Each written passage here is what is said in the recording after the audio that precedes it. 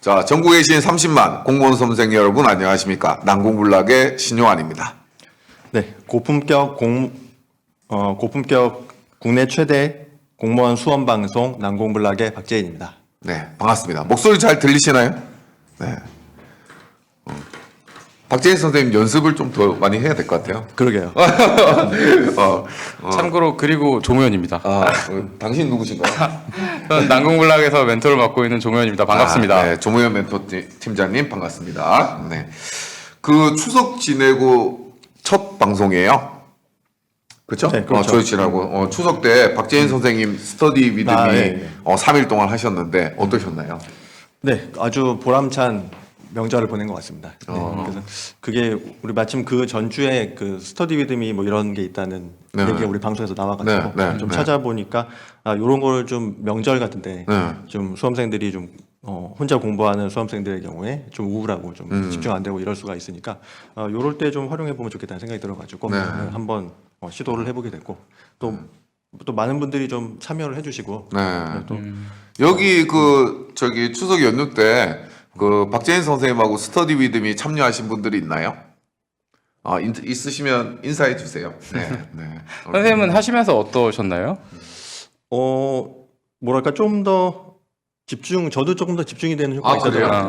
있어요. 누군가가 나를 그렇죠. 이렇게 지켜보고 있다. 지켜보고 지켜보고 있을 수 있다. 있으니까. 네, 물론 근데 이제 학생들 사이에 요즘 스터디 위드미 하시는 분들이 되게 많더라고요. 네, 많아요. 뭐 캠스터디 같은 것도 많이 하시고. 4차원 시카님 그 스터디 위드미 너무 좋았다고 하네요. 맞아. 네, 저 닉네임 많이 끼롱끼롱님 신용환 쌤 진짜 너무 잘생기신데 감사합니다.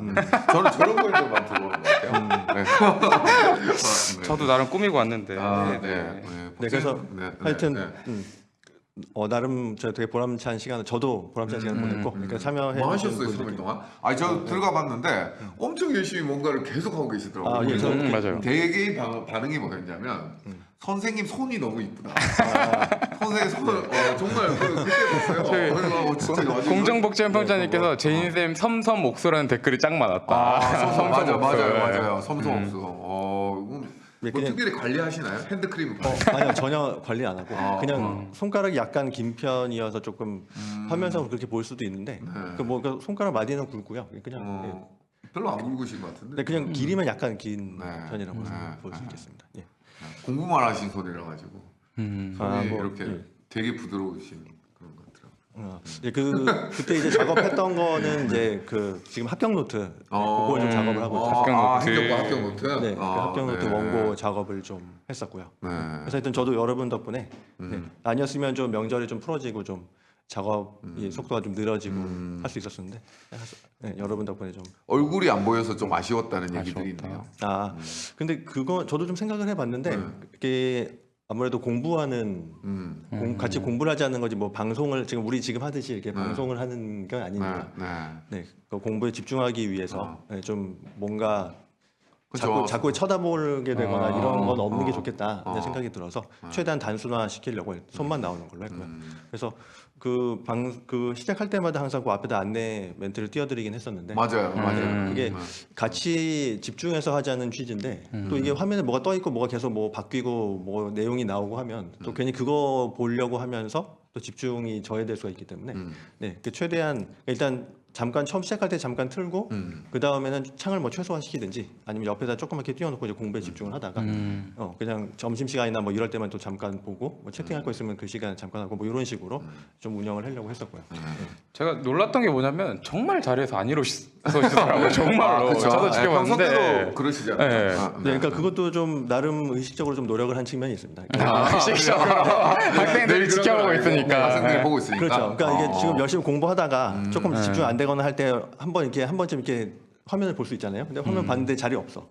또 막 공부하다 봤는데 또 없어. 이러면은 좀 의미가 없으니까. 지금 웬만하면 자리에 앉아 있는 모습을 보여드리는 게 좀 도움이 될 것 같아서 그렇게 하려고 좀 했습니다. 제인 선생님 오늘 헤어스타일 그레이시래요. 그래. 이게 옆에 이발을 못 해가지고 너무 떠서 지금 가서 물로 이렇게 발라서. 특별한 헤어 제품도 아니고 물로. 금방 마르겠네요. 그래서 이제 마르면 다시 이렇게 떠서 이렇게. 김건호 쌤 만났네 하셨는데 그 김건호 쌤과 이제 저희가 이제 3인 MC가 되면서 그렇죠. 3주에 한 번씩 쉽니다. 돌아가면서 그래서 2인 MC 체제로 이렇게 진행이 되고요. 네, 다음 주에 나오실 거예요. 네, 네. 용환 쌤도 스터디 윗미 방송해 주세요. 아, 네, 저도 한번 기회가 되면은 뭐 저는 뭐 하루 정도는 하루 정도는 뭐 할 수 있지 않을까. 네, 한번. 선생님께서 해보도록 크리스마스 이브 때 혹시 스터디 네가 해봐. 네. 그렇습니다. 죄송합니다. 네, 네, 이거 방송인데. 네. 저희가 지금 300만 뷰를 앞두고 있는 그래도 공시 채널 최대 방송인데 최대 방송? 이런 험난한 단어를 써서 오늘 죽을 뻔했습니다. 정말. 그 저기 뭐냐 김대홍님 계속 질문해 주시는데 이거 질문하려고 들어왔다는데 뭐 10개년 기출문제집에서 국가직에서 출제 안 된 파트는 생략해도 되나요? 왜 그걸 생략하려고 하는 거죠? 그 국가직하고 지방직하고 출제처가 똑같아요. 네. 그렇게 하지 말고 기출문제집에 나오는 거 다 공부하세요. 국가직 목표시면 아직 풀어야 돼요. 네. 풀어야 돼요. 네. 이제 기간도 많이 답변 드렸죠? 남았으니까. 네. 네. 자 이렇게 하고요. 이번에 그 저희 지금 난공불락 커뮤니티에서 그 공통과목 시행처별 기출문제 계속 지금 진행되고 진행 중에 있죠. 있습니다. 그다음에 데일리 테스트 하는 거 여러분들 참여를 하시면 정말 이번 기회에 꼭 강조드리고 싶은 게 어휘 정복하는 거 이게 공무원 시험 당락의 가장 핵심적인 부분 중에 하나거든요. 그래서 그런 부분들 많이 활용하시면 좋을 것 같습니다. 네, 그렇죠. 어휘 같은 경우에는 이게 단기간에 안 되죠. 안 되기 때문에 네. 매일매일 꾸준하게 하실 필요가 있고 네. 그런 측면에서 많이 활용을 해주시면 좋을 것 같습니다. 네. 자 오늘 방송은요 그 조무현 멘토와 함께하는 난공 뉴스 하고요. 그 다음에 지난주가 아니라 지난주. 네. 지난주에 이제 시간이 없어서 저도 이제 방송 출연 안 하고 모니터링하고 있었는데 안 하고 넘어가더라고요. 난공정보통.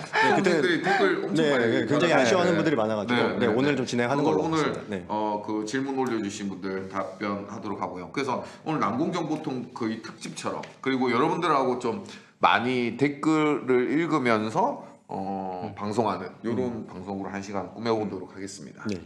그럼 난공 뉴스부터 시작해 볼까요? 네, 진행하겠습니다.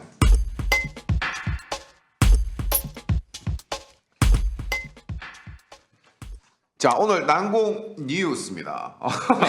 베니베이님이 난공 뉴스죠. 네.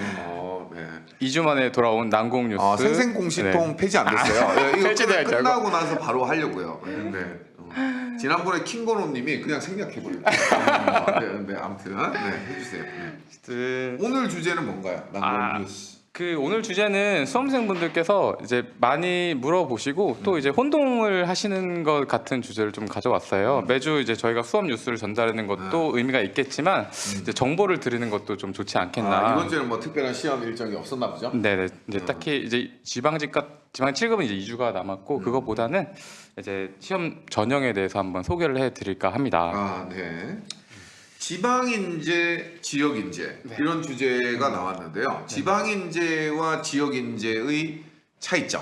네, 이 부분에 대해서 좀 짚고 넘어가 볼까 합니다. 네. 일단 지방인재. 저도 보면은 많이 모르더라고요. 네. 수험생들도 많이 모르고 선생님들도 많이 모르고 그렇죠. 학원 관계자들도 많이 헷갈려하는 분들이 있어요. 사실 저도 수험생일 때 이게 정말 많이 헷갈렸어요. 이제 지방인재 목표제가 있고 지역인재 전형이 있는데 이게 같은 건지 뭐 전형이 다른 건지 뭐 지방이 뭐 포함된 건지 일단 이 부분을 많이 헷갈려 하셔서 이제 이거를 같은 뜻으로 오해하시는 분들도 좀 있으시더라고요.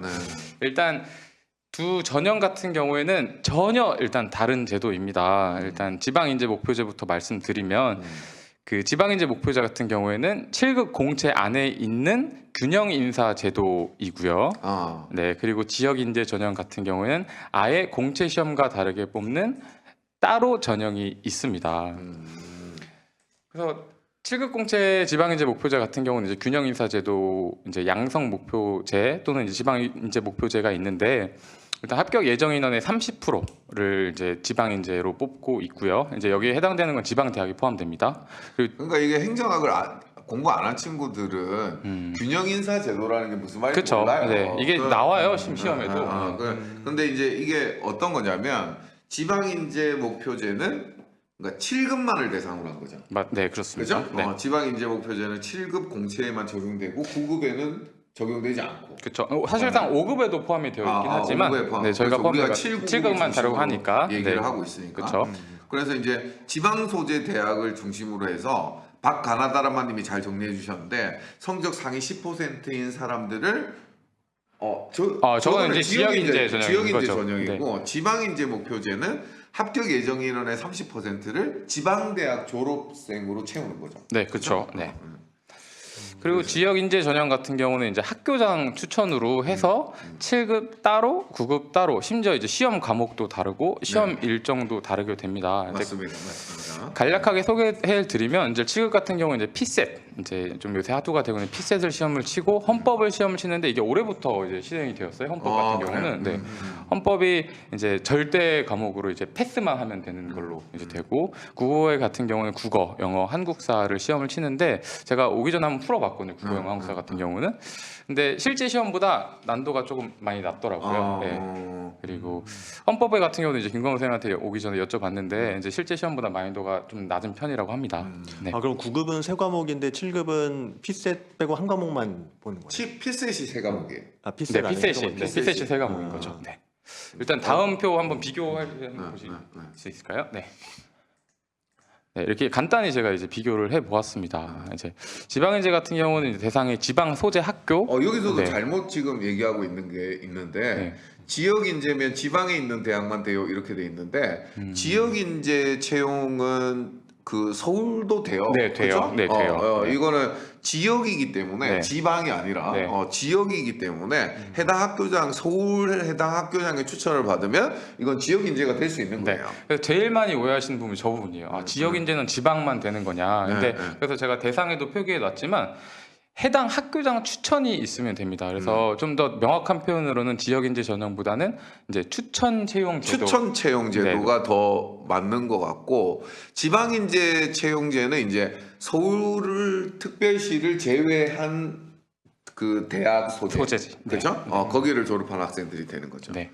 그래서 그 해당 시험 같은 경우 지방 인재는 7급 그리고 지역 인재는 7급, 9급인데요. 이제 저기 댓글에서도 말씀해 주셨지만 실업계 고등학교가 대상자라고 합격자가 실업계 고등학교 대상자가 맞는데 전문대도 되고 학사도 포함이 됩니다. 그러니까 이런 점을 참고하시면 됩니다. 전문대는 학사가 포함되는 건 7급 아닌가요? 네, 7급 하고 이제 전문대 같은 경우 학사가 이제 9급도 가능은 9급도 하지만 가능하지만 기술직이랑 우정직만 포함이 됩니다. 기술직과 우정직의 경우에는 네. 그거와 관련 전문대학의 졸업자들도 고국어로 추천이 가능하다. 네, 맞습니다. 나머지에는 안 되는 거죠. 네, 그렇습니다. 나머지는 고졸 대상으로 하는 거고요. 네. 그러면 방금 그 대상되는 그 전문대졸이나 이런 분들의 경우에는 그 자체 TO는 따로 없고 저기에 나온 저 인원수 안에 네, 인원수 그 포함돼서. 추천이 그렇죠. 인원수가 정해져 있으면 그 사람들이 시험을 보고 거기에 맞게 이제 저 인원을 뽑게 되는 거죠. 이게 이제 매년 늘어나는 추세예요. 처음에 이제 100명으로 시작했는데 이제 한 해마다 10명씩 늘어나고 있어서 18년도에 이제 180명이 되었습니다. 네, 그 제이제이님 같은 분들이 좀 억울할 것 같긴 해요. 그러니까 20년을 지방에 살고 4년만 서울에 사는데 왜 난 지방 인재가 아닌가? 맞아요. 뭐 이렇게 맞아요. 얘기를 할 수도 있을 것 같아요. 네.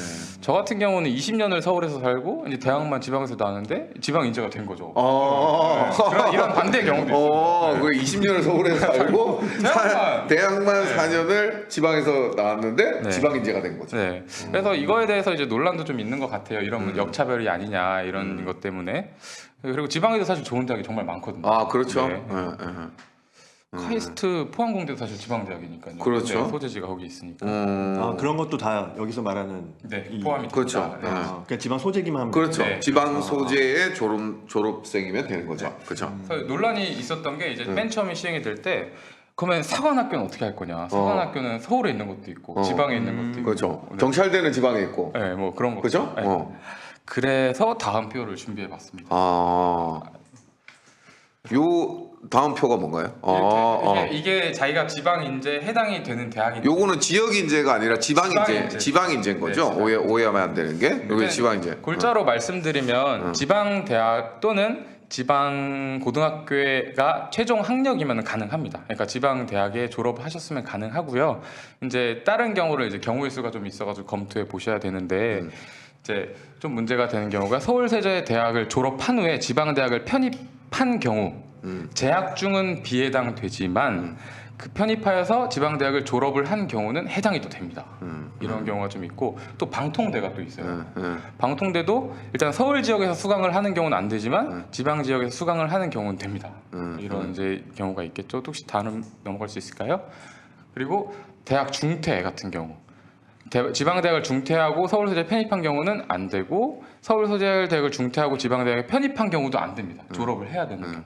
그러니까 그 골자로 말씀드리면 지방대학을 졸업을 하시거나 최종 학력이 지방 고등학교 졸업인 경우가 가능한 걸로 이해하시면 될 것 같습니다. 그러니까 그러니까 대학을 안 나오고 지방에서 고등학교를 마친 게 최종 학력이면 해당되는 거고. 네, 이게 최종 학력 기준이어가지고 이제 마지막 학력이 지방이면은 가능합니다. 네. 이게 지방 대학을 졸업해야 되는 거죠, 공통적으로. 네. 공통적으로 지방 대학을 졸업해야 되는 거고, 요게 지금 지방인재 채용이 됐잖아요. 네네. 요거는 이제 고졸은 안 되는 거고. 아니에요? 최종 학력이 최종 학력이 지방 고등학교 졸업이면서 네, 그것도 되고. 네, 그냥 이제 대학교를 안 나오고 그러니까 최종 대학이 학력이 아니라도 최종 학력이 지방 소재 학교면 된다는 고등학교면 거죠. 됩니다. 네. 그러니까 대학이 아니라 고등학교도. 근데 대학에 들어갔으면 안 되는 거죠. 들어갔으면 안 되고. 안 되는 거죠. 그러면 아예 지방 고졸이거나 네. 아니면 지방 소재 대학을 졸업했거나 네, 맞습니다. 재학 중인 건 재학 중인 건 이제 지방 소재 대학을 재학 중이다. 편입한 게 아니고 지방 소재만 계속 다니고 있으면 재학 중은 가능합니다. 네, 좀 헷갈리죠. 그러니까 세 가지 경우에 네. 순수 지방 고등학교만 졸업했거나, 그렇죠? 네. 뭐 복잡하지 않은 게. 네. 그 다음에 순수하게 지방 대학에 재학 중이거나, 네. 아니면 지방 대학교를 졸업했거나. 네, 맞습니다. 그죠? 요 세 가지네. 세 가지. 그럼 서울 소재대학을 졸업했는데 방통대를 지방에서 수강하면 지방 인재를 볼 수 있나요? 아, 저거는 안 되는 거죠. 안 되는 거지. 네. 지방 방통대를 지방에서 수강하고 졸업을 해야 되는 요건이 거지. 되는 졸업을. 거죠. 네. 일단 졸업을 해야 돼요. 졸업을. 그러니까 서울 소재 대학을 졸업했더라도 방통대를 지방에서 수강해가지고 졸업을 하면 되는 거죠. 그렇죠. 무조건 지방 대학을 졸업하면 돼요. 지방 대학은. 이게 진짜 엄청 복잡해요. 이게 요건도 좀 까다롭고 그 케이스가 너무 많다 네, 케이스가 보니까 워낙 많고. 그럴 것 같아요. 네. 이거 왜 있는 거죠? 요거 이제 행정학에서는 균형 인사제. 균형 인사제도라고 하죠. 그러니까 이제 그 지역의 다양한 이해관계들을 반영하기 위해서 우리 사회 전체의 구성 비율과 관료제 내의 구성 비율을 일치시키는 요런 이제 관료제를 만드는 것을 대표 관료제라고 합니다. 네. 경기도 소재대학은 어디로 들어가는가요? 경기도 소재대학도 지방인재로 들어가요. 네, 들어갑니다. 그렇죠? 네, 들어갑니다. 근데 이게 지금 합격 예정 인원의 30%라고 하는데 네, 네. 이 합격 예정 인원이라는 게 그 7급 전체 그렇죠. 네, 그렇죠. 전체 기준입니다. 전체 기준으로. 네. 만약에 이 기준에서 이제 30%가 못 채워줄 경우에 이제 추가 합격 상한이 있는데 이게 예정 인원의 5%. 그러니까 예정 100명을 인원의 5%까지 5명이면 5명 추가 합격을 시켜준다. 네, 맞습니다. 그렇지. 네. 실질적으로 제가 컷을 좀 알아봤는데 이제 한 많이 차이가 나면은 1점 정도 평균에서 나더라고요. 그러니까 한 문제에서 두 문제 정도까지 차이 나는. 5% 채우니까 사실 네네. 많이 채우지는 못하겠네. 실질적으로 이제 7급을 준비하고 이제 지방에 있는 경우는 또 많기 때문에 이 실질적으로 크게 점수가 차이 나진 않습니다. 체리마루님이 질문해 주셨는데 대학교 학과 성적 상위 10%로 드는 건 지역 인재, 지방 인재 둘 다 해당되는 건가요? 아니에요. 지방 인재는 그냥 시험 잘 치면 되는 거예요. 지방 인재는 성적과 관계 없는 거잖아요. 네, 그냥 맞아요. 7급 공채 시험을 잘 치면은 그 본인이 이제 지방 대학을 졸업했으면은 요 쿼터 안에 이제 포함되면은 그냥 합격하는 거고요. 그다음에 그 지역 인재는 10%를 들어야죠. 그렇죠. 그죠? 상위 10%를 들어야 추천만 받으면 되는 게 아니고 10% 안에 10%를 들어야 추천 대상이 돼요. 근데 이게 이제 어차피 학교 내에서 자체 기준을 두고 있어요. 이게 추천반 이게 쉽지 않기 때문에 그 정도는 당연히 사실 들어야 됩니다. 그렇죠. 네. 성적 뭐 10%는 당연히 들어야 네, 되는 거고. 당연히 들어야 됩니다. 크게 많이 혜택 보지는 않는 것 같아요. 지방인재 채용이 네. 지방인재 채용이 왜냐하면 예정 인원의 5%밖에 안 되기 때문에. 네, 맞아요. 양성 채용 목표제는 조금 혜택을 보는 경우가 있는 것 같은데 그렇죠. 지방인재 이제 채용 목표제 같은 경우는 이제 혜택이 그렇게 이제 많지는 않습니다. 대학 졸업도 9급을 볼 수 있나요? 뭘 말하는 건가요? 지역 인재를 말하는 건가요? 지방 인재를 말하는 건가요? 이제 여러분들 구분하셔야 돼요. 전혀 다른 제도. 전혀 다른 제도예요. 네. 학점 관리 열심히 해둘 걸 그랬네요. 그럼요. 네. 뭐 열심히 해뒀으면 좋죠. 근데 열심히 안 해뒀으면 이제 공부 열심히 해야죠. 뭐. 본인 해당 사항을 입력하면 가능, 불가능 이렇게 뜨게. 그렇죠. 이런 거 하면 좋을 것 네, 같아요. 좋을 것 같아요. 원서 접수할 때 네. 뭐 되는지 안 되는지. 그러니까 지방에 학교를 다니시는 분들은 이게 7급 원서 접수할 때 체크하는 란이 있거든요. 그거 꼭 체크하세요. 이거 뭐 전에 손해 볼 게 없으니까. 4차원 시가님 학점은 좋은데 학교가 서울입니다. 근데 지역이 이제 상관없다니까요. 네, 상관없어요. 학교가 서울이면은 학점이 좋으면은 네. 더 그 대학의 추천을 받아서 하면 돼요. 지금 이렇게 설명을 해드려도 이렇게 좀 혼란이 있잖아요. 그러니까. 그래서 정말 많이 물어보세요. 이거에 대해서. 네. 지역인재와 지방인재. 지방인재. 네. 이건 다르다. 그래서 지방인재 목표제는 7급 이상에 해당되는 거고, 네, 요거는 그렇습니다. 일단 7급 공채 시험에 응시해야지만 네. 거기에서 이제 쿼터제로 혜택이 보는 거고, 네. 지역인재는 그 학교장의 추천을 받아서 임용되는 추천 채용제다. 이렇게 보시면 돼요. 별도의 시험을 통해서. 네. 아 그리고 제가 얼마 전 웃긴 질문을 받았는데 지방인재는 이제 지방직은 포함되냐고 물어보시는 분이 있으셔가지고 지방인재인데 당연히 이제 지방직은 포함이 안 됩니다. 거긴 당연하죠. 지방직 뽑으니까요. 네. 네. 국가직만 해당이 됩니다. 네. 국가직의 다양한 지역의 사람들을 모으기 위해서 네. 지방인재를 하는 거거든요. 네. 그래서 당연히 지방직은 거주지 제한이 거주지 제한이 있으니까 네. 당연히 그 사람들한테 해당이 유리한 될 거라고 건데 보고, 네. 오히려 그 다른 사람한테 뭐 혜택을 줘야죠. 그렇죠. 네. 지역인재 같은 경우는 정말 좋은 기회가 될 수 있으니까 학교에서 한번 알아보시는 게 좋으실 것 같아요. 네. 지역인재 7급 졸업 후 몇 년 제한이 있다고 들었는데 사실인가요? 이거는 제한이 있을 것 같은데. 5년 제한이 있어요. 5년 제한 네, 있죠. 5년, 그렇죠. 네. 그래야 될 것 같아요. 네, 왜냐하면 뭐 졸업한 지 한 30년 됐는데 교장선생님한테 추천해달라고 뭐 이러면 뭐 안 되니까. 그리고 그 사이에 또 많은 해당자들이 쌓여 있을 테니까. 네. 이게 자체 기준이 저희 학교도 좀 있었는데 졸업한 사람들은 아예 안 줬어요. 이거 같은 경우는 아마 이제 학교마다 저희 학교라면 뭐 경북대인가요? 경북대, 네, 경북대. 경북대. 자, 그러면 네. 용환쌤 행정학 11월부터 하면 늦을까요? 그럼 늦으면 안 하실 거예요? 하셔야죠. 11월부터 아마 안 늦어요. 근데 이게 추천은 그럼 한 번만 유효한 건가요? 네, 그러니까 한 번만 이것도 자체 기준입니다. 사실. 자체 기준인데 사실 두 번 써줄 수는 없죠. 네. 왜냐하면 이게 되게 귀한 티켓 같은 건데 네, 맞아요. 이거를 뭐 이렇게 한 사람한테 뭐 여러 번 주거나 이렇게 하기는 힘들 것 같아요. 네. 학교 입장에서도 손해죠. 어떻게 보면. 그렇죠. 네. 여러 사람들한테 그 떨어진 사람한테 계속 주는 건 손해일 수 있으니까. 네. 네. 일단 오늘 준비한 건 여기까지고요. 아, 네. 그렇습니다. 네. 그 좀 여러분들 질문이 해소가 됐는지 모르겠네요. 질문이 해소가 된지. 기리쌤과 같은 학교네. 기리쌤 전한길쌤. 한기리쌤. 네. 저랑 같은 대학동을 쓰셨더라고요. 아 그래요? 네. 네. 영광인가요? 아니요. 부끄럽나요? 아니요. 네, 알겠습니다. 네.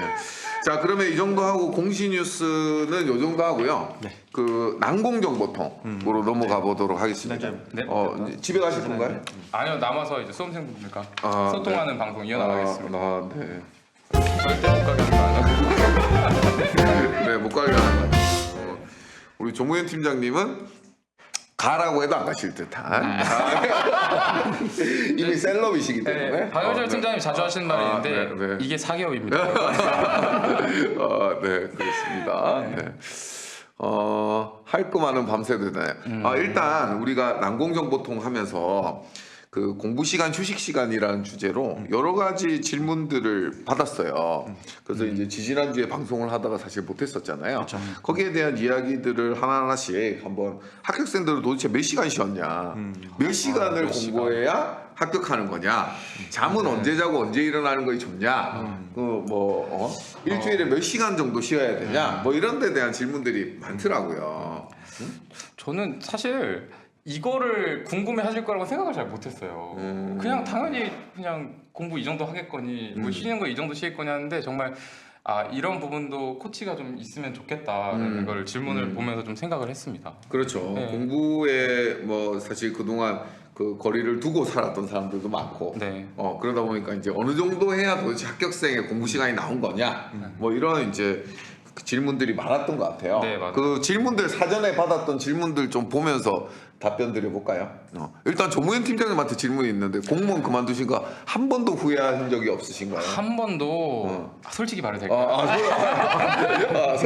솔직히 얘기하면 돼요. 솔직히. 네. 후회하다기보다는 약간 아련한 적이 이번에 한 번 있었는데 이제 아련한 적? 아련이 맞을까 모르겠는데 아련한- 제 동기들이 이번에 Missing you?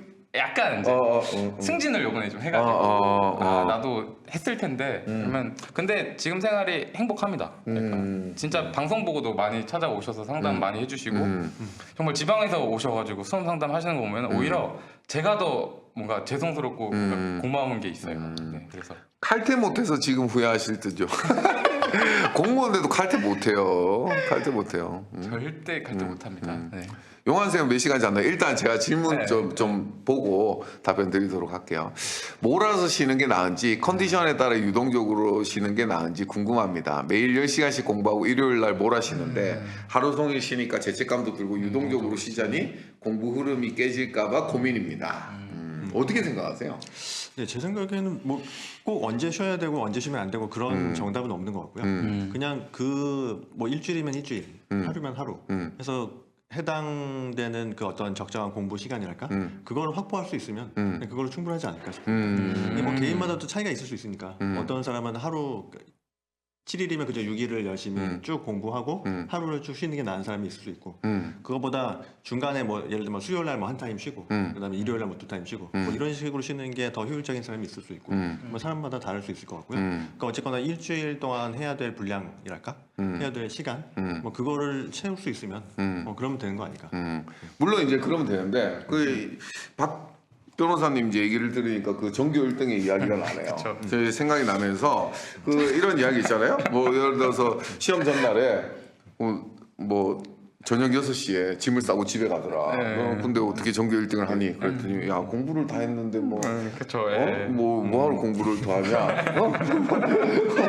공부를 못했으면 밤새서 하는 거고 안 했으면 안 하는 거지. 뭐 이렇게 생각할 수도 있는데 이제 수험생들이 공부하는 거 원하는 거는 최소한 어느 정도의 미니멈을 지키는 게 좋냐 뭐 이런 건데 그러니까 시간을 맞출 수 있으면 제 생각에는 한 하루에 10시간 정도 그러니까 좀 집중해서 한 하루에 10시간 정도 하면 될 것 같고 그다음에 일주일 내내 하는 게 좀 힘들 수 있으니까 뭐 하루 정도 쉴 수 있지 않을까. 그러니까 일주일 기준으로 하면 한 60시간 정도 순수하게 그러니까 공부에 몰두해서 딱 집중해서 공부하는 시간이 일주일에 한 60시간 정도 확보될 수 있으면 근데 그러면 괜찮지 않을까 싶은데 물론 자기가 더 할 수 있으면 더 하면 더 좋고요. 더 할 수 있으면 더 하면 좋겠지만 그 정도만 꾸준하게 확보할 수 있어도 훌륭하다고 생각이 되고요.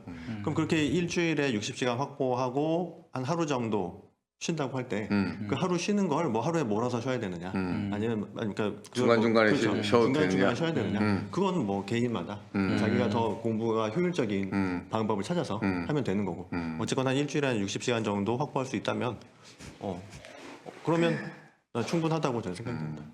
저는 약간 그런 생각이 들었어요. 그러니까 뭐냐면은 우리도 뭐 다이어트를 할 때 뭐 조금만 참다가 내가 24시간 다이어트를 한다. 그럼 24시간 뒤에 뭔가를 먹을 수 있잖아요. 그쵸. 그걸 기다리면서 또 참잖아요.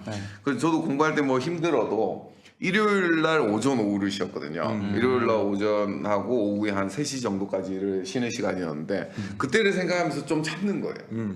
맞아요. 좀 참고 그리고 견디고 또 그때 되면 너무 행복하고 그 시간 자체가 쉬는 시간 자체가 그래서 이제 그런 것 때문에 조금 그리고 또 하나는 뭐냐면 리듬이 깨지는 걸 되게 싫어했어요. 공부할 때. 그러니까 뭐 왜냐하면은 사실 우리가 뭔가에 몰입으로 들어갈 때 루틴이 있잖아요. 맞아요. 근데 이제 그 루틴 그가 사실 책상에 앉자마자 공부가 되는 건 아니잖아요. 그럼 뭐 이렇게 또 책을 뒤적거리기도 해야 되고 공부할 책을 펴기도 해야 되고 그래서 일상 속에서는 가급적이면 루틴이 안 깨졌으면 좋겠다라는 생각 때문에 저는 개인적으로는 뭐 특별한 날이 아니라면 그 일주일에 좀 고정적으로 쉬는 날을 두고 평일에서 좀 규칙적인 생활을 해 나가는 게 좋지 않을까. 저는 그렇게 생각해요. 그렇죠. 저도 그 점은 찬성이고요. 근데 제가 아까 말씀드렸던 거는 그 하루에 몰아서 쉬어야 되냐, 그러니까 쪼개서 쉬는 게 낫냐 그 부분에 있어서 뭐 정답이 없다는 거고. 그죠. 몰아서 쉬든 쪼개서 쉬든 가급적이면 리듬을 맞춰서 규칙적으로. 그거 자체가 하나의 리듬이 되게 그럴 수 공부하고 있죠. 쉬고 네. 공부하고 쉬고 이게 어느 정도 좀 정해진 리듬이 돼서 자기가 스스로 그 리듬에 따라서 움직일 수 있게 네, 그렇게 될 수 있으면 좋을 것 같습니다. 그러니까 쪼개서 쉬든 하루에 쉬든 좀 규칙적으로 쉬고 규칙적으로 공부하고 네. 이렇게 하는 방향이 좀 바람직할 거라고 생각합니다. 피치업 피치님한테 제가 드리고 싶은 말씀은 매일 10시간씩 공부하고 일요일 날 쉬면은요 절대 합격하는데 부족한 공부량이 아니에요. 맞아요. 네, 절대 그러면 아닙니다. 일주일에 60시간은 사실 풀로 확보된 공부 시간이 확보된다는 건데 절대 부족한 공부량이 아니고 그 시간을 열심히 하시면 되고요. 그 다음에 뭐 전혀 죄책감 느낄 필요가 없고 사실 공부 시간이 무한정 많다고 해서 공부가 잘 되는 건 아니거든요. 아, 맞아요. 예를 들어서 뭐 일주일 내내 잠 안 자고 해보세요. 그러면 뭐 그 다음에 쓰러지는 거 아닙니까?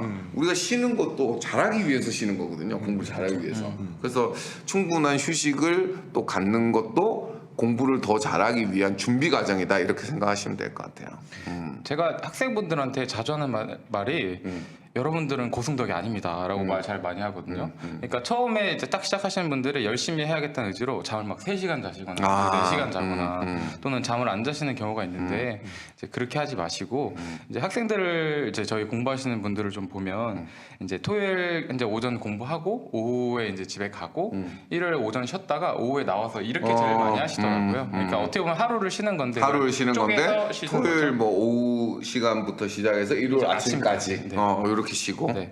그리고 실제로 저도 그렇게 했고, 근데 이게 중요한 것 같아요. 이제 용환 쌤께서 말씀하셨지만 요새 이제 유행하는 거죠. 소확행이 중요한 거예요. 소소하고 확실한 행복. 그러니까 그게 너무 달콤하면 안 되겠지만 그게 좀 있으면 좋을 것 같아요. 네.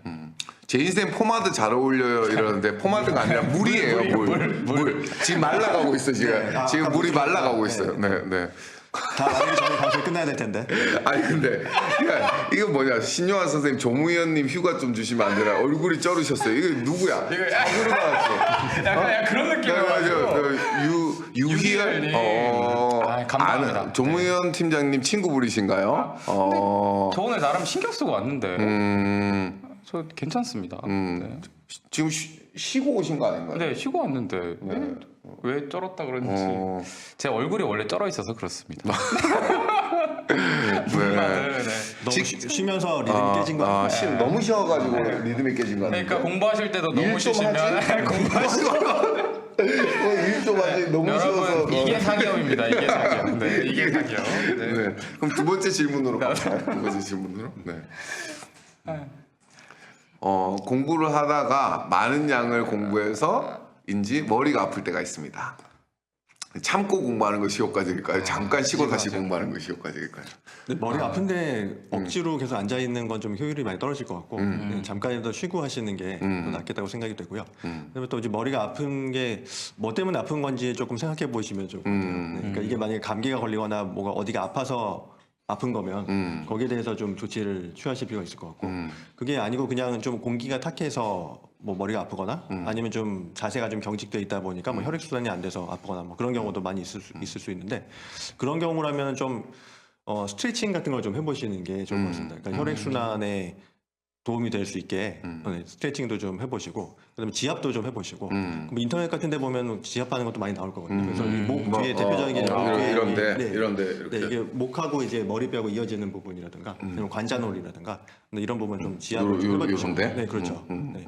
그래서 이 목 뒤나 뭐 여기나 이런 데 좀 지압을 좀 많이 해보시고 그다음에 이제 공기가 좀 탁해서 그렇다 그러면 잠깐 나가서 바람을 좀 쐬고 오시는 것도 괜찮은 방법이 될 것 같고요. 네. 그래서 머리 아픈데 막 억지로 참고 앉아 있는 거는 좀 머리 그러지 않을 것 같아요. 아픈 그 박재인 선생님 얘기하신 대로 머리 아픈 원인을 좀 잘 생각해 볼 필요가 있을 것 같아요. 맞아요. 그냥 뭐 머리 아픈데 여러 가지 이유가 있죠. 공부를 안 하다가 공부를 하면은 안 쓰던 근육을 쓰기 때문에 머리가 아파요. 그다음에 맞아요. 또 하나는 공부를 잘 하다가도 너무 이제 한꺼번에 오래 앉아 있으면은 머리가 아플 수도 있을 거고 그다음에 말 그대로 컨디션이 안 좋아서 두통이 와서 그러면 아싸 개보리 뭐 이거 활용할 수도 있는 거고 그다음에 뭐 아스피린을 활용할 수도 있는 거고 뭐 이렇게 약의 도움을 받을 수도 있는 거고요. 근데 계속 이제 질문하는 게 선생님들 집중력 시간은 어느 정도인가 이렇게 돼 있는데 공부할 때 주로 한 몇 시간 정도 앉아 있으셨어요? 그 좀 경우에 따라 좀 달랐던 것 같은데 일단은 한 50분하고 10분 쉬는 거를 기준으로 하려고 했고요. 근데 그게 뭐 하다 보면 뭐 한 100분이나 뭐 120분 하고 뭐 20분 정도 쉬게 되는 경우도 있고. 근데 그거는 뭐 그때그때 좀 달랐던 것 같습니다. 뭐 한 1시간 반 하고 좀 뭐 한 15분 정도 쉬는 경우도 있고. 그냥 스터디 50분 위드미 하고. 할 때 보니까 뭐 주구장창 앉아 계시던데요. 그렇죠. 그때는 좀 더 의식적으로 많이 의식적으로, 의식적으로? 자리가 비어 있는 모습을 최대한 좀 안 보여드리고 네. 좀 그러니까 같이 공부하는 거를 위해서 지금 틀어놓고 있는데 봤는데 계속 자리 없어. 계속 뭐 안 하고 있어. 그러면 의미가 없잖아요. 그러니까 집중하는데 도움이. 근데 사실 웬만한 사람들이 이렇게 못 하거든요. 그렇죠. 그러니까 3-4시간 이렇게 앉아 있는 것 자체가 사실 습관이 안 된 사람들은 쉬운 게 아니에요. 저 같은 경우는 공부를 하면서 2시간 반을 기준으로 잡았어요. 아, 2시간 2시간 반 반? 동안은 내가 무조건 자리에 앉아 있겠다. 근데 화장실을 가야 되잖아요. 그래서 종이컵에 이렇게 선을 그어놨어요. 내가 이만큼만 먹겠다. 내가 또 이만큼만 먹겠다 해가지고 화장실 가는 것도 이제 최소한으로 하고 2시간 반 끝나면은 화장실 무조건 가고 이런 식으로 좀 자기 절제를 하려고 아까 이제 루틴 말씀하셔가지고 이 루틴을 깨지지 않기 위해서 굉장히 좀 노력을 했던 것 같아요. 항상 같은 시간에 도서관을 가고 항상 같은 시간에 잠자리에 이제 들고 2시간 반. 네. 그렇죠. 그 보통 저는 그 사실 공무원 수험생들한테 50분 공부하고 10분 쉬라는 건 별로 추천을 안 해요. 왜냐하면 이제 그 우리 공무원 시험 자체가 100분이고 그다음에 맞아요. 7급은 네.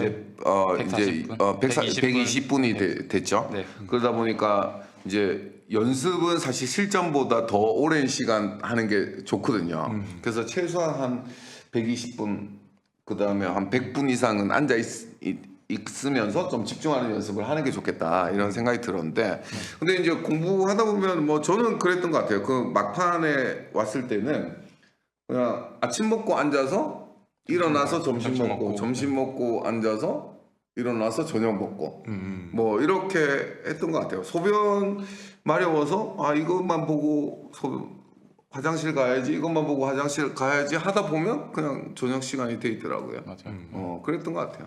그러니까 맨 처음부터 너무 막 이만큼 한다 맞아요. 하지 마시고 네. 하다 보면 그렇게 돼요. 자연스럽게 이제 좀 그렇게 공부에 돼요. 좀 몰입이 되면은 그렇죠. 여러분 타짜 영화 보셨잖아요. 그 저기 고스톱 칠 때 그 옆에서 바로 그 저기 깡통 갖다 놓고 소변 보고 뭐 하잖아요. 몰입하면은 사실 그 자리를 떠나기 싫거든요. 아 진짜 싫어요. 이게 또 막 한 살 또 독서실을 보면 열심히 하는 사람들이 있어요. 그래서 아 난 저 사람보단 무조건 열심히 해야겠다. 저 사람 일어서기까지 안 일어서겠다라고 한 적도 있고 그런 적이 있죠. 네, 그러니까 그게 몰입이 가능하신 경우에는 사실 문제가 안 되고요. 그렇죠. 몰입 그렇죠. 가능하면 뭐 얼마 몇 시간을 공부해야 되냐 따질 필요 없고 그냥 자기가 몰입해서 그렇죠. 따질 필요가 없죠. 전혀 상관이 없는 거고 이제 다만 이제 그렇게 몰입하는 게 아직까지 좀 잘 안 되시는 분들, 잘 안 되시는 분들, 앉아 있는 게 좀 힘든 경우 그런 경우를 좀 상정을 해본다면 한 50분, 10분을 기준으로 해서 그 100분, 습관을 길러 나가는 게 좋겠다. 그렇죠. 뭐 그게 50분, 10분일 수도 있고 뭐 100분, 20분일 수도 있고. 그러니까 어쨌거나 그 공부하는 시간과 쉬는 시간의 비율이랄까 그런 걸 대충 한 5대1이나 한 6대1 정도로 생각을 하시고 그래서 50분 이상 앉아 있을 수 있으면 더 앉아 있는 거고 또 지금 방금 이제 용환 선생님 말씀하신 것처럼 실제 시험을 감안을 하면 한 100분 정도 앉아 있는 걸 연습하면 좋을 것 같고요. 근데 다만 이제 모든 타임을 다 100분 이상씩 앉아 있으려고 하니까 좀 너무 힘들다라고 한다면 그럼 이제 실제 시험을 대비하는 차원에서 좀 그렇게 앉아 있는 연습하는 시간도 좀 두고 근데 그게 너무 힘들면 그걸 하루 종일 계속하기보다는 중간에 조금 끊어가면서 하면서 이제 자기 몰입을 할 수 있는 시간이 점점 길어지면 점점 공부하는 시간 늘려가는 그런 방법도 괜찮을 것 같습니다. 리윤재님은 저는 60분이 한계예요. 내가 말을 안 들어 이러는데 그럼 어떡하려고 그래요? 100분 시험 쳐야 되는데 늘려나가야죠. 네. 한계를 스스로 정하지 마세요. 그렇죠. 네, 정하지 마세요. 그리고 그 저기 뭐냐 그 공부를 많이 하는 거에 있어서 약간 수험생들이 착각을 많이 하는 게 잠을 3시간 자야 돼요. 잠을 뭐 4시간 자야 돼요. 맞아요. 뭐 이런 분들이 있는데 그건 정말 공부를 잘 못하는 건 것 같아요. 왜냐하면은 공부가 우리 수험이라는 게 긴 기간을 동안 꾸준히 공부를 해야 되는데 체력적으로 손상이 되면요. 공부를 집중력 있게 할 수가 없거든요. 그러니까 하루에 15시간을 공부해도 6시간 잘 수 있어요. 맞아요. 그렇잖아요. 하루가 24시간인데 밥 먹고 뭐 해도 사실 15시간 충분히 잘수 공부할 있어요. 수 있거든요. 네. 15시간 공부할 수 있거든요. 그래서 저는 잠을 줄이는 건 반대예요. 잠은 최소한 6시간은 자야 깨어있는 동안에 집중할 수 있다고 저는 생각이 들거든요.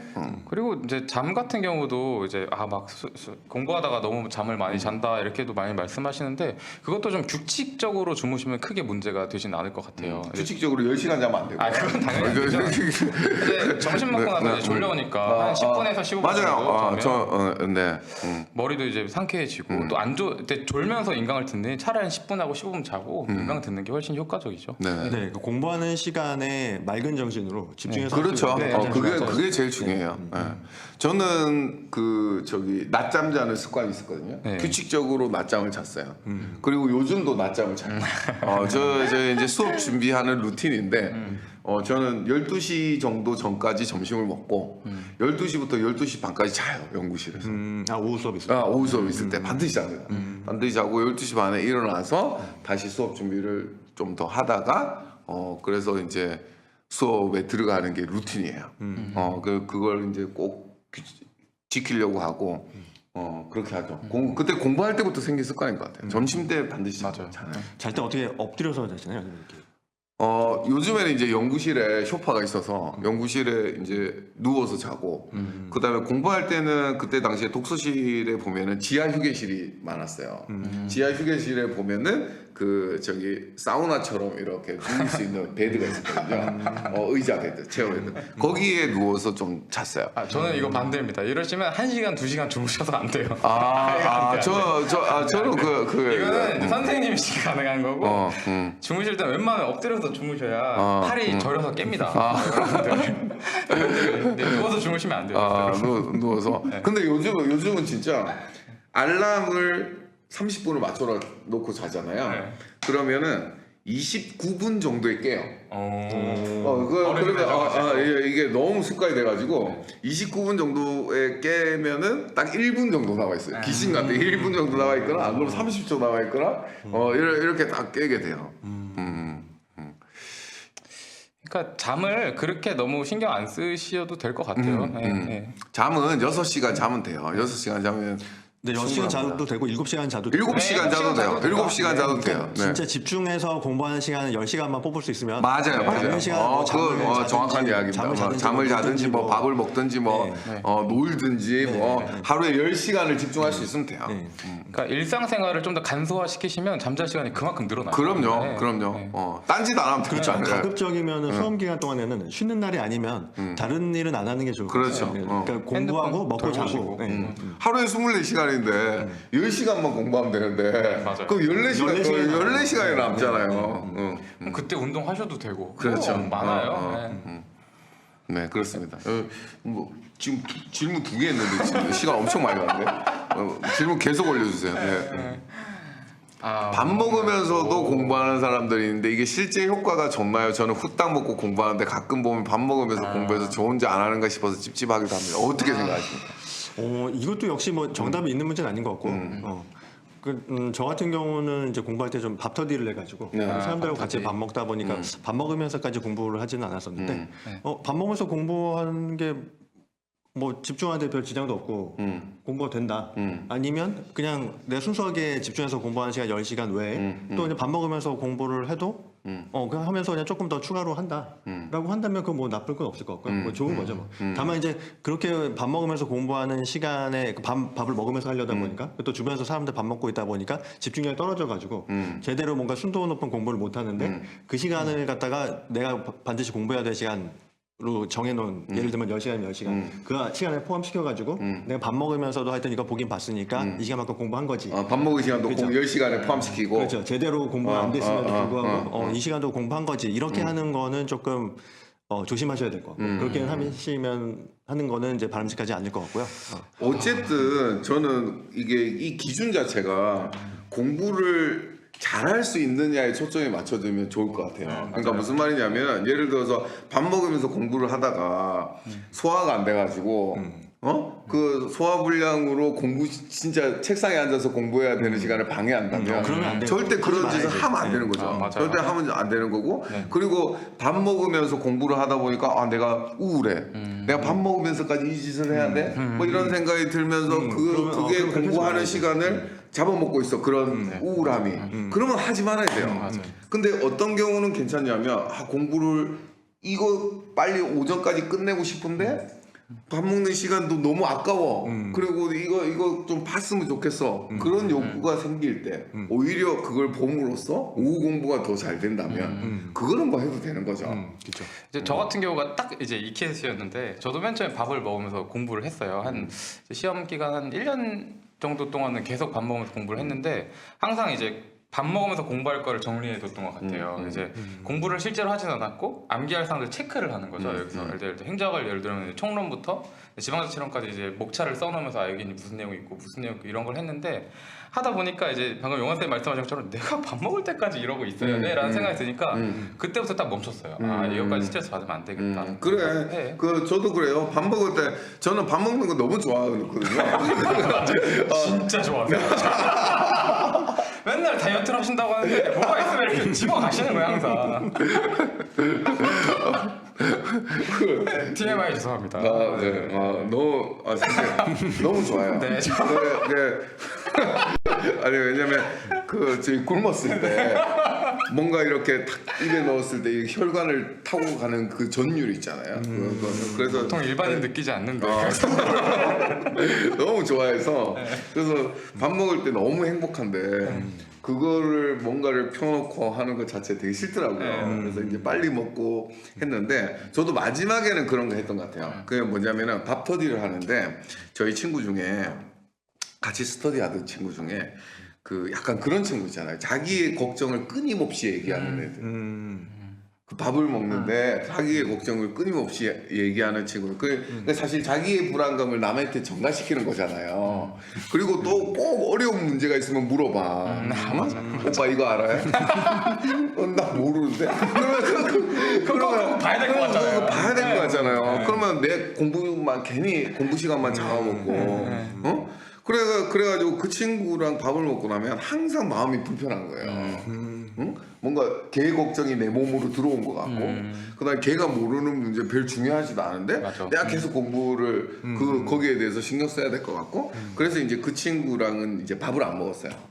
그 친구랑 밥을 안 먹으면서 내가 이제 준비했던 게 이제 시험 막판에 이제 암기해야 될 내용들을 그 녹음해가지고 그때 당시엔 카세트 테이프 카세트 테이프. 카세트 테이프에 녹음을 해가지고 이어폰을 꽂고 암기해야 될 사항을 들으면서 그냥 책은 안 피고 책은 안 피고 왜냐면 그 밥에 대한 존엄 밥을 사랑하기 때문에 거기에 대한 존중감의 표현으로 내 눈앞에서 밥 이외에는 보이지 않게. 선생님이 진짜 맛집도 엄청 많이 하세요, 정말로. 선생님이 맛있다는 데 가면 진짜 다 맛있어요. 정말로. 근데 제가 그 미식가들은 원래 맛을 따지면서 양을 적게 먹잖아요. 근데 저는 맛을 따지면서 많이 먹어요. 네. 그리고 빨리 드십니다. 정말 빨리 먹고. 저희가 이제 직원들끼리 표현하기로는 짜장면을 마신다고 이제 표현하시죠. 정말. 진짜 웃겼던 게 이제 선생님 조교가 있는데 조교일 중에 가장 힘든 게 선생님하고 밥 먹는 게 가장 힘들다. 그래서 왜 힘드냐? 밥 먹는 게 분위기가 안 좋냐 그랬더니 선생님 속도에 맞출 수가 없다. 그런 말이 있을 정도로 빨리 드시고 이제 많이 좋아하시죠. 근데 그게 빨리 드시면 소화하는데 지장은 없나요? 그게 저는 절대 빨리 먹는다고 생각 안 해요. 저는 사실 왜냐면 그 밥이 밥을 부른다고 하잖아요. 그러니까 뭐냐면은 명언 많이 나옵니다. 아니 뭐 먹고 있으면은 그냥 쫙 흡수가 돼요. 흡수가 되고 빨리 먹으려고 빨리 먹는 게 아니라 그냥 저절로 들어가. 저절로 들어가는 거죠. 저절로 들어가고 정신 차림이 없는 거지 음식이. 뭔가 취한 듯이. 정신 차리는 순간 없어 이제. 그렇죠. 정신 차리는 순간 없는 거지. 그렇죠. 그 왜 그런 거 있잖아요. 내가 뭐 했지? 내가 뭐 했지? 고품격 수업 전문 방송 마치 홀린 듯이 진행하고 있습니다. 아무튼 그렇습니다. 네. 밥으로 얼굴을 채워. 이 중요한 난공불락 지금 방송에 밥으로 얼굴을 채워. 지금 빨리 만찐두빵. 만찐두빵. 좀 먹고 싶네요. 자, 좀 한번 읽어주세요. 네.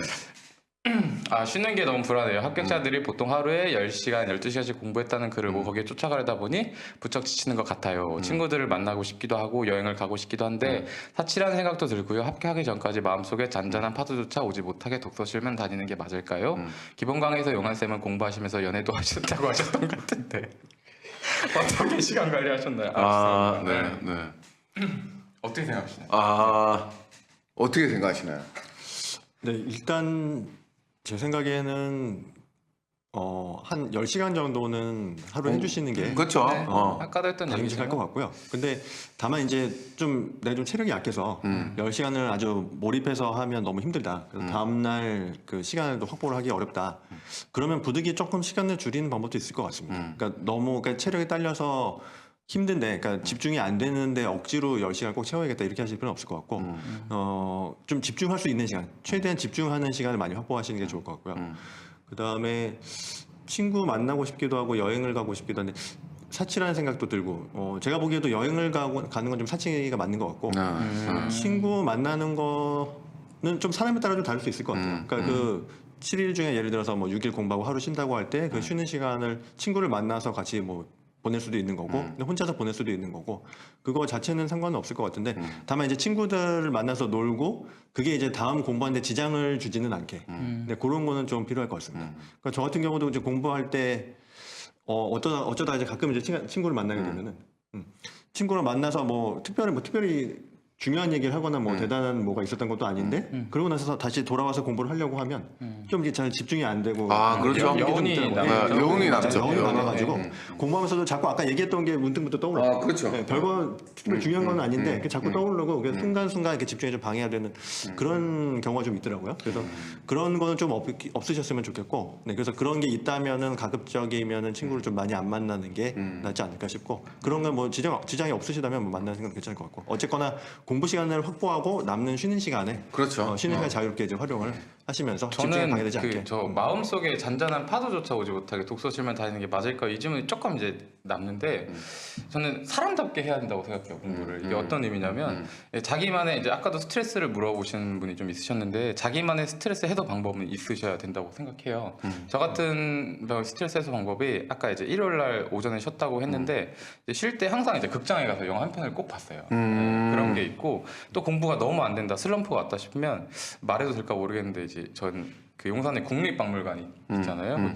거기에 보면은 2층에 회화 그 실에는 항상 사람이 없었어요. 거기가 1층에 항상 사람이 많은데 거기 가서 혼자 조용히 이제 책을 읽거나 가만히 명상도 하고 그랬거든요.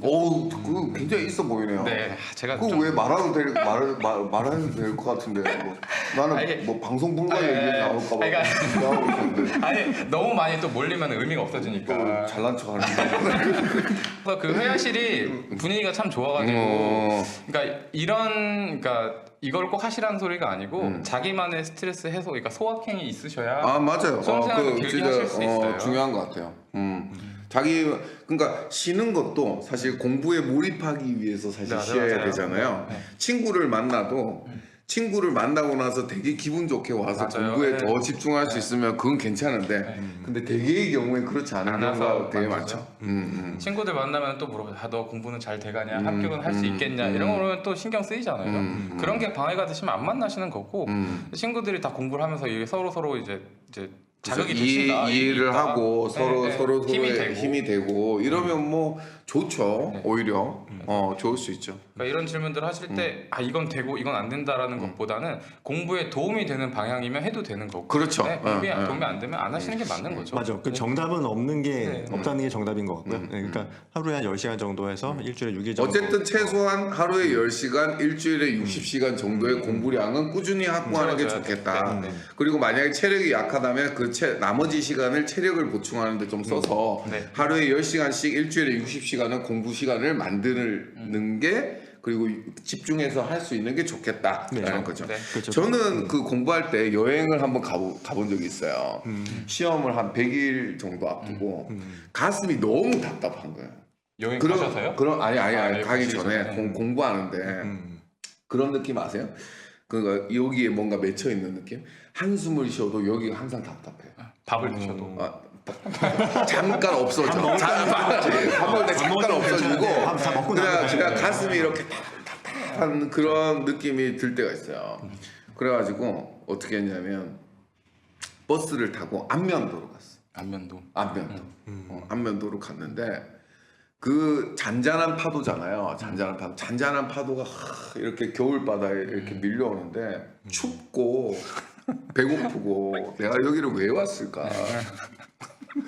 그러니까 생각했던 거랑 낭만적이지 않았어요. 전혀 낭만적이지 않았어요. 전혀 낭만적이지 않고 그 버스를 타고 서울로 돌아오는 시간에 짜증이 막 가슴이 더 답답한 이 시간이면 공부를 이 시간에서 내가 이만큼 했는데 내가 왔었으면은 진짜 그래가지고 와가지고 겁나 열심히 공부했다.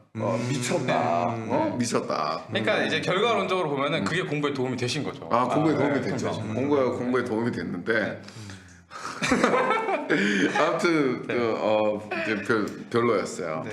춥고 배고프고 네, 그러니까 짜증나. 너무 이렇게 루틴을 깨지는 않는 게 좋을 것 같아요. 루틴 안 일주일에 깨지죠. 하루 정도 루틴이 진짜 쉰다고 할 때가 중요해요. 하루 동안 너무 이렇게 특별하고 대단한거나 뭐 아주 특수한 뭐를 하기보다는 그냥 좀 잔잔하게 그냥 작은 행복을 얻을 수 있는 그냥 자기 자신한테 작은 보상을 주는 그런 시간을 가지면 좋을 것 같아요. 다음 공부를 위해서 준비하는 맞아요. 이런 이제 그러니까 아예 모든 걸 다 차단하시면 잔잔한 파도가 오는 게 아니고 큰 파도가 와서 공부를 못 해요. 그렇죠. 네. 뭐 그렇죠. 그건 좀 조심하셔야 될 것 같아요. 그러니까 네. 너무 몰아쳐서 공부하다 보면 이게 슬럼프가 크게 와가지고 사실 일주일에 하루씩 쉬면서 하는 것보다 나중에 가서 더 많은 시간을 또 허비를 하게 될 수 그렇죠. 있거든요. 네. 아니 반드시 승리. 오늘 면도했니? 안 면도.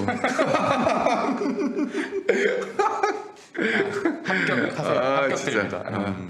합격. 자 질문 하나 더 받죠. 하나. 네.